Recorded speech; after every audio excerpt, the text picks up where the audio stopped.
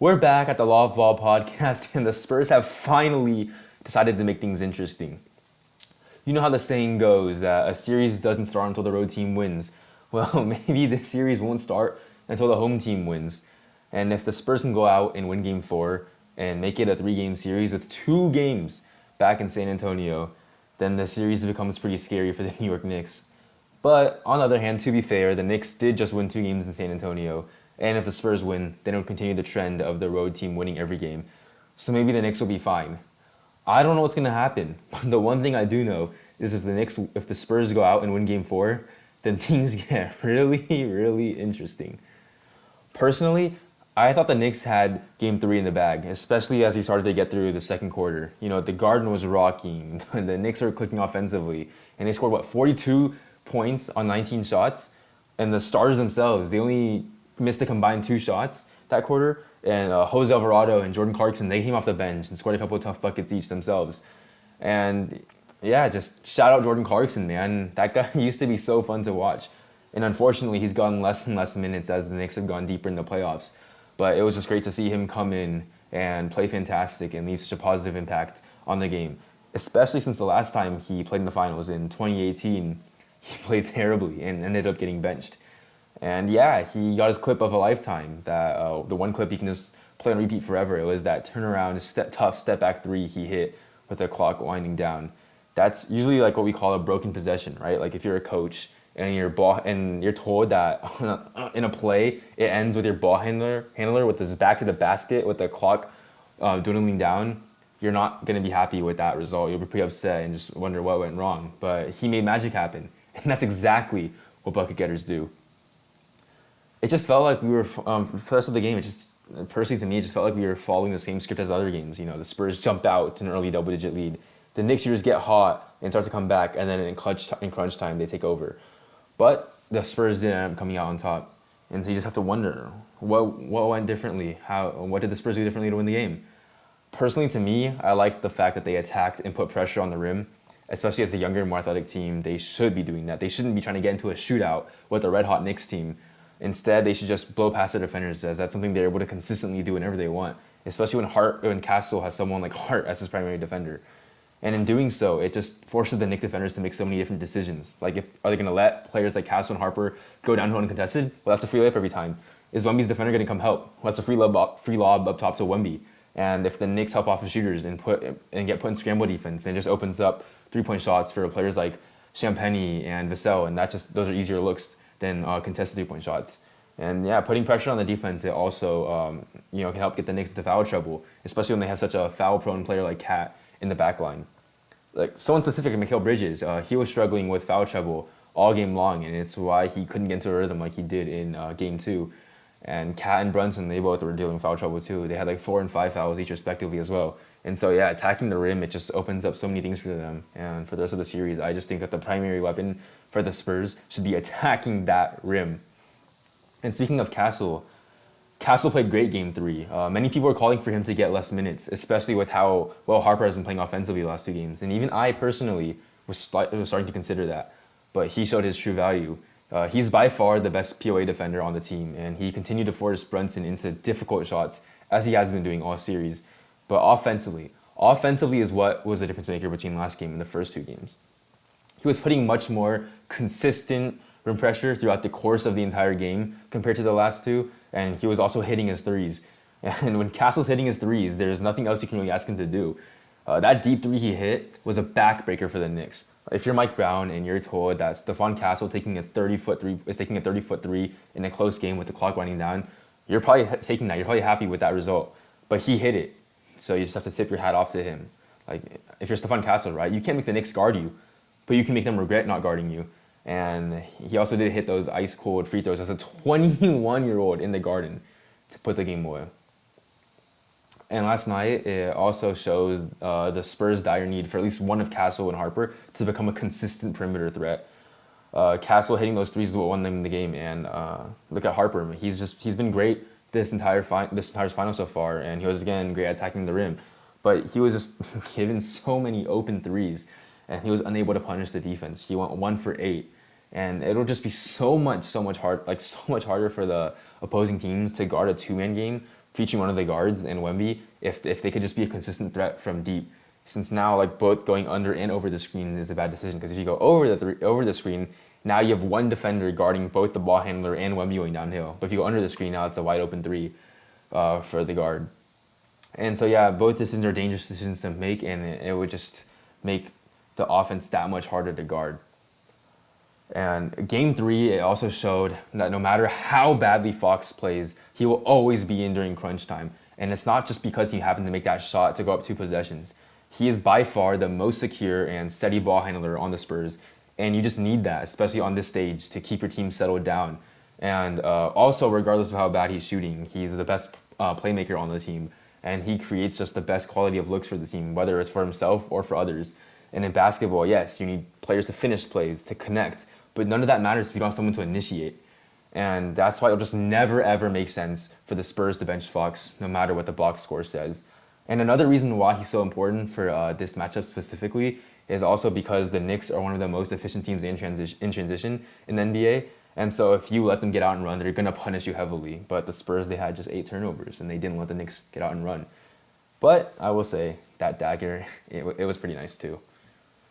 But moving on, Wemby, man, I'm begging you, please stop trying to handle the ball. Like, for your height, yes, for your height, your handle is absolutely fantastic, and it's way better than anyone would expect it to be. But that doesn't change the fact that it's trash. Like, I watched you try multiple step-back threes on Cat, only for it to get completely blown up. And, like, just think about it, bro. Just think about it. Why were you so good last night? It was because you stopped chucking so many ISO threes and you finished plays in the paint. The first 3 shots you made, they were all, you caught the ball in the paint, no dribbles, went up with it. And even those threes that you hit, they were coming off of a catch and shoot. Like, those are good quality shots. Yes, those, no matter how tall you are, those are good quality shots. And there's nothing wrong with, like, just, you have to accept that there's nothing wrong with not being a perimeter shot creator. And what makes you special is your height. It's practically unguardable when you have 2 feet in the paint. And you're also just the best lob threat of all time. So just let the Spurs guards do their jobs. Let them play make for you. Find you in spots where you're comfortable. And this just opens up the rest of the offense, as now the defense has to actually worry about you being 7'5" when you're in the paint. And of course, yes, I certainly expect you to create your own shot at times inside the arc, but there is no need for you to be doing that outside of the arc. Like, you're just completely negating your advantage when you're doing that. And your height itself, it just naturally makes it harder to maintain a tight dribble. And yes, I understand that it's important to diversify your game and have multiple weapons, but you need to think about what your weapons are. Your primary weapon, it should be finishing plays from your guards. And then your secondary weapons, they can be like mid-range or post shot creation, or even a 3-point catch and shoot. Those can be secondary weapons. But please, for the love of God, stop trying to aura farm and create from 3. But on the Knicks side of things, Brunson, man, I'm begging you, please stop isoing the ball and stop getting tunnel vision. You're a point guard. You know what a point guard does? It means you need to be playmaking. And if you're not, you need to get the ball to someone else that will. And I watched the Knicks multiple times. They didn't start their play until 8 seconds left on the shot clock. And it was just due to Brunson just pounding the air out of the ball, just to throw a grenade to a teammate, to chuck a low quality shot. And sometimes no one even touched the ball at all except for him, and he didn't even take a high quality shot. And yes, I know, you're the focus of the Spurs defense, and you're getting double teamed, and that just makes it harder to shoot efficiently when you're facing that type of defense. But here's the crazy part. You don't need to shoot on that type of defense. If you're getting double teamed, you know what that means? That means someone is wide open. So move the ball, make the Spurs play scramble defense, and you can get a great shot somewhere else. You don't have to forcefully impose your will on the defense. Everyone already knows you're great. There's a reason why you're the focus of the defense. It's because you're fantastic. There's already immense respect being given to you on the final stage. So stop trying to force things and prove yourself. And if you can, prove yourself to be a great playmaker instead, and being a great playmaker outside of a double team, and get free shots for your teammates, guess what? That'll make the defense be more reluctant to double team you, and that'll just make it easier for you to get to work. The outside of Brunson, so many Knicks, they stepped up and played a great game. So that's why I thought that the Knicks were going to walk out of the Garden with a W, especially with a game of that magnitude, with that many fans, with the crowd rocking and tickets so expensive. But it is interesting. It almost feels like home court advantage isn't what it used to be. I mean, just look at some of the Game 7s this year, so far in the playoffs. Like, the Spurs went into OKC and walked out with a win. The Cavs did that against the Pistons. The Sixers did that against the Celtics. And even last year, the Warriors did the same against the Rockets. Although I'm not sure if that counts as the same thing because Curry practically owns Houston at this point. But anyways, of course, some teams, yes, they have won at home in Game 7 the past 2 years. But it just feels more like a 50-50.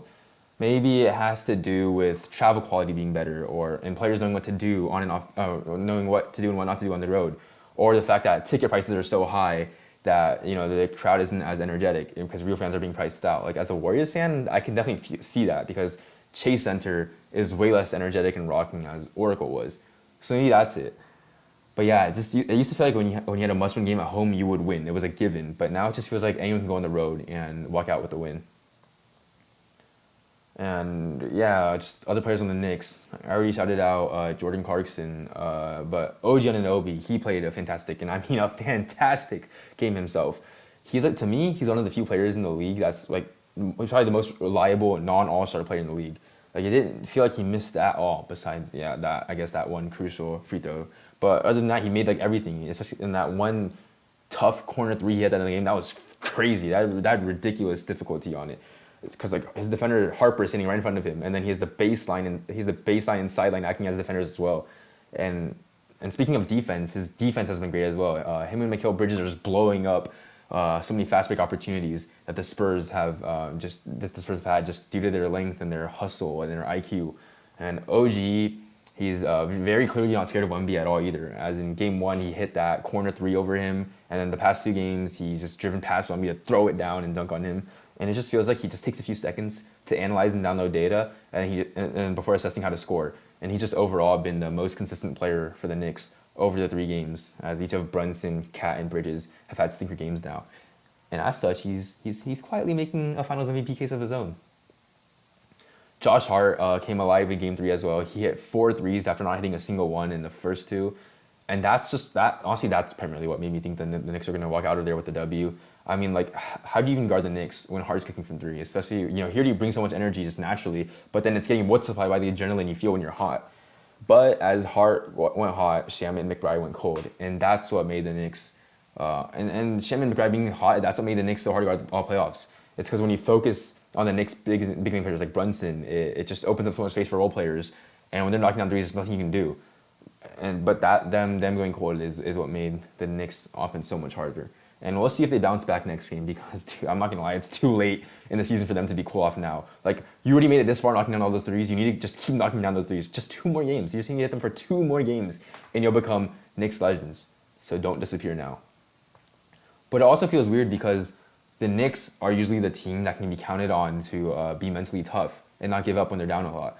As they bolster a winning record in the past 2 years when they're down 20. But last game, it felt like they hit desperation mode, despite the fact that they're the more experienced team. It just felt like they were the ones out of their element. And so it's like slowly trying to steadily chip away at the lead. It felt like they've done so many times already before. It just felt like they were trying to cut the lead down in one possession, like hit a big shot and go for a knockout punch when they were only down a couple possessions. And they already have experience and they know what it takes to come back from a big lead. And I already talked about like how the Spurs offensively need to continue to attack the rim for the rest of the series, but just want to talk about some things they can do defensively. I think they just need to continue to try and be swarming on defense. I'm personally still not liking Wemby out on the perimeter. I want to see him in the paint and just have the perimeter players be swarming on defense and press up and not worry about getting blown by. And in fact, it's better for them to funnel them into the paint that way anyways and take away the 3 and let Wemby just commit their mistakes and protect the paint. But as for like non-Wemby minutes, the lukewarm minutes, I'm not gonna lie, they're pretty bad. I sort of wonder if there is a way to get out of them. Like obviously Wemby has to rest, so you can't do anything about that. But I just wonder, is there an alternative? Like maybe matching Wemby's minutes with Cat and then just having a small ball lineup out there when Cat's out, because you definitely can't run a small ball lineup when Cat's out there. He's too versatile and too big. But I was just thinking, like, what if you run small ball against Mitchell Robinson? It's not like he's going to keep up with you, go out and run. You can just run him off the court. There's no way he can run with you guys laterally. And then, like, offensively for the Knicks, it's not like Mitchell Robinson is a post threat anyways. You just have to box him out. Don't let him get lobs, and then don't let him get offensive rebounds. But otherwise, even if he is punishing you, just hack a Mitch. And I don't think size matters that much against him. So he's throwing up the worst free throw line percentage in NBA playoff history anyways. So I think that's something that's worth trying. I don't know how well it would go, but I think you could do that for like 2 or 3 minutes, just see how it goes. As for the Knicks side of things, I just think Cat needs to be assertive. He was the reason the Knicks won the past 2 games. So I think the Knicks just need to continue to run things through him instead of forcing possession through Brunson. Like if Brunson's going to play make, and just ISO, then they need to if he's not gonna play make him just ISO, then they need to like Cat run the offense instead because he has good passing vision and he can get high quality looks. Like he unlocked putting Cat this playoffs. But I would say it's also on Cat to just be himself, to be more assertive and demand for the ball and not just be ready to give the ball to Brunson. I think he just needs to be more aggressive with the shot as well. I think there were a couple plays where like he had a good look from three, but he pump faked and then drove and kicked it out. Like, dude, you're one of the best shooting big men. You're one of the best big man shooters in NBA history. Just shoot the ball. Like, what are you so scared of? And I get that Cat has been point, and again, I get that point Cat has been unlocked throughout this playoffs, but he also does need to figure out like the balance between like looking to get his teammates going and getting them all while also being aggressive himself, because he has, especially when you have the scoring ability that he has. And yeah, so for game four, we'll see how both teams adjust. I think whichever team is able to play to their strengths, specifically to their strengths, and not try to be someone they're not, and can generate the cleanest looks will win. It's the finals. It's the biggest stage.